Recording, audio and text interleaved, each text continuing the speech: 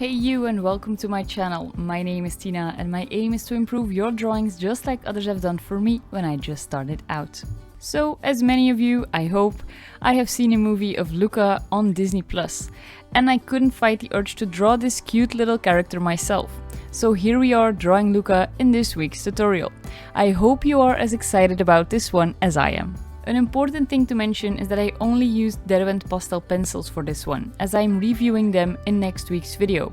This way I get a good feel for the product and I can give you my honest opinion about them.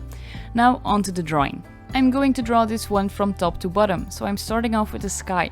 Since I don't have the exact color I'm looking for in a 72 set of Derwent pencils, I'll just layer some blues on top of each other. This goes to show that you don't need every single pencil or color out there, as pastels are super easy to blend together. Just mix and match until you get the color you're looking for. I blend these colors together with a blending stump. This way you get rid of the lines made by the pencil, you mix the pigments together and push them into the paper. That's a triple action blending stump right there. I use a white pencil to layer some clouds over the top of the blue sky.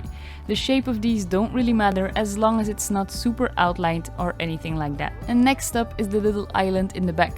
This consists of nothing but rocks and some grass layered on top, so nothing too complicated there. I used a warm ochre color for the rocks and a few different shades of green for the grass on top. The grooves in the rock are easily achieved by going over the ochre with a dark grey or a dark brown color. And for the little rocks that lay in the water in front of the island, just use a light grey and go over this with a darker grey where the shadow is cast right above the water surface. See, this island wasn't that difficult at all.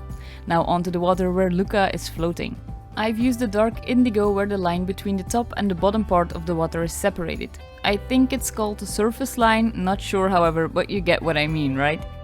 Then I'm just looking at my reference, which I got from a movie poster online, to see what base color the water has, and simply fill these in with the closest match you can find. Which in this case, with the 72 set of Derwent, was pretty easy since they have a lot of blues and greens. After you've laid down the base colors everywhere, blend these out and make sure they get blended smoothly into one another. Then it's time to get some waves in there. Just use a lighter blue and go over the areas where some waves would crash into each other, which creates these little lighter spots. In the back, go over some areas with this pencil too, to give the impression of sunlight being reflected there. And that's it for now. When Luca is finished, we'll get back to add some of that white foam where the water is contouring him. And for Luca, I'm drawing from the left to the right as I'm right-handed, so I don't smudge what I filled in already. So first up is his hair. I'm using a dark brown to get in the base first, and after that I'm using a lighter brown to give it some highlights. Going in with a very dark brown, almost black, to give some more depth to the hair by drawing in some lines between the highlights and the base color. Don't put too much of these in though. For his skin tone, I had a little more issues as there are not a lot of skin tones in the set. Only 2. So I've layered a lot of colors over each other to get the result that I was looking for. This is just a case of searching what works with the tools you have at your disposal. You can see all of the colors I've used laying in the corner here. His eyebrows were basically done with the same dark brown I used for his hair and a lighter brown to go over them and give them some more depth. His eyes were done with an ivory color to fill in the white of his eyes, and then a dark brown for the edge of his iris, an orangey brown for the iris itself, and black of course for the pupil. Blend this out very lightly so you don't smudge the white of the eye with it. For the skin, as I've said before, I went through a lot of searching. I still wasn't too happy with it as it looked a little bit too flat. So I've added some shadows at the bottom part and a little red cheek blush. His body was way easier as I had found the colors I would use already by experimenting on his face. So I just used the same ones that worked for his body and added some shadows with a darker brown for the shoulders and his armpit. After blending this out softly with the blending stump, I added in those white splashes that we talked about before on the water surrounding him.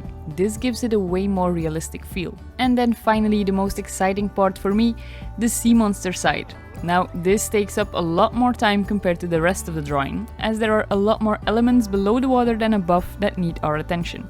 Starting off with his sea monster hair, or whatever it's called, I have used a number of blues to combine with some purples. Looking at my reference to see where the highlights and shadows come, as well as the grooves on the hair. Look at the places that have more of a purple shine to them and add some purples in there too. But don't overdo this though. You don't want his hair to look purple, but blue with a purple shine to it.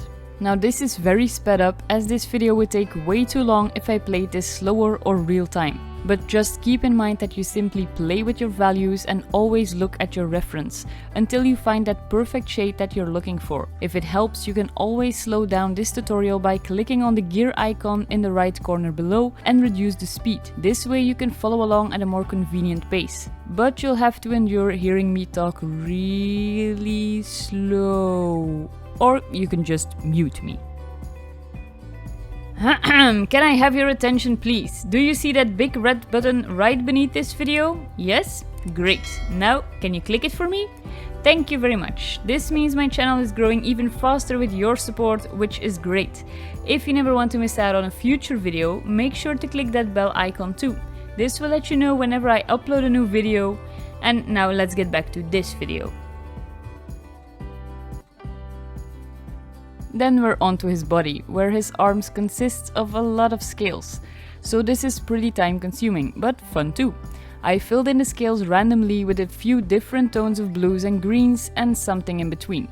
They fade out when they get to his hands, so make sure that you blend it out some more there when you're done with them.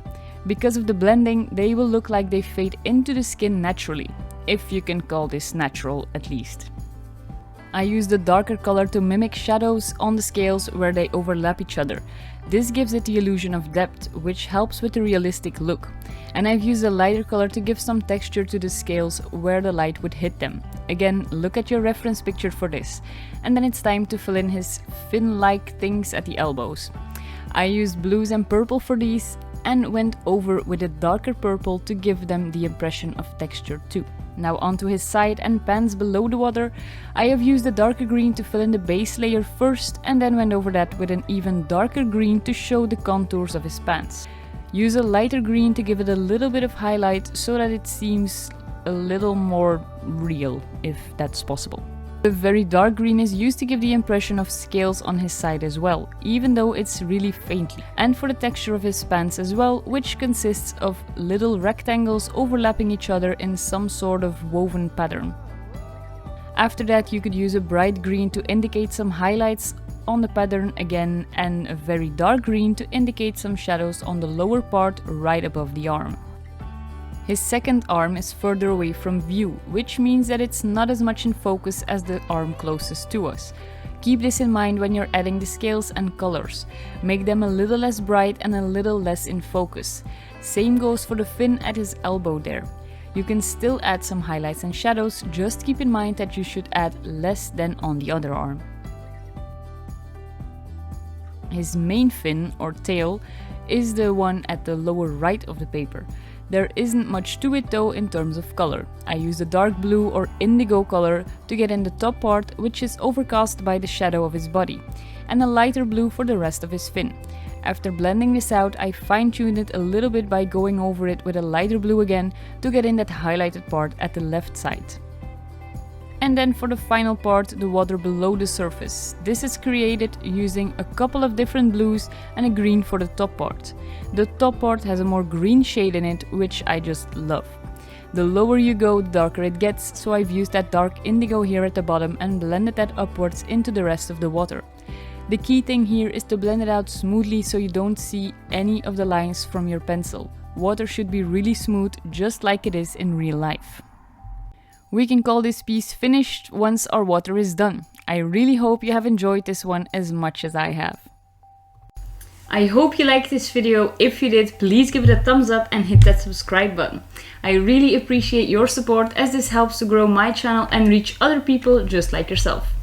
Hope to see you again next Friday, and in the meantime, have a great week.